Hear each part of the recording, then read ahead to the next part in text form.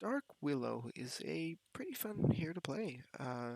She's a ranged support or carry, mostly played in the carry position, but is a fairly useful support in position 4 or position 5, who focuses on team fights, but can also be really good at solo pickoffs.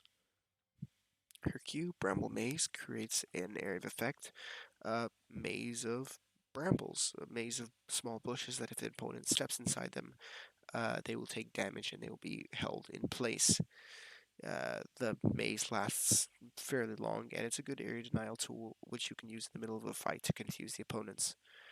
Shadow Realm is a very powerful ability that makes her completely untargetable while she activates it, which means she can't be attacked or she can't be the target of spells, as the name implies, but she takes reduced damage from AoE spells as well.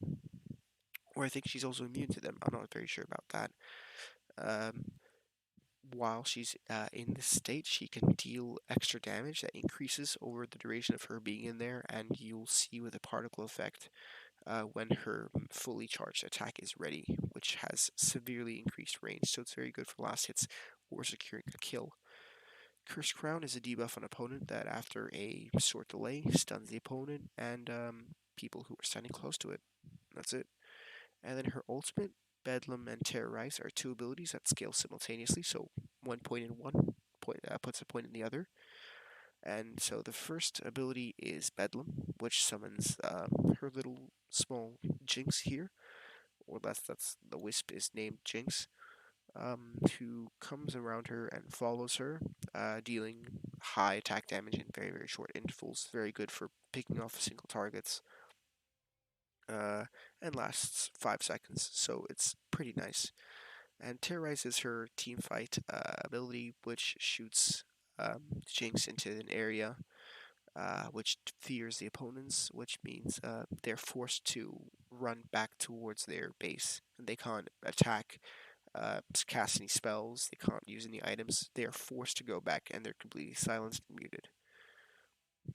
You want to use her as a position forward to use advantage of her early value levels and high damage in the early game to help your carries get a better time while you just build up and be utility during team fights.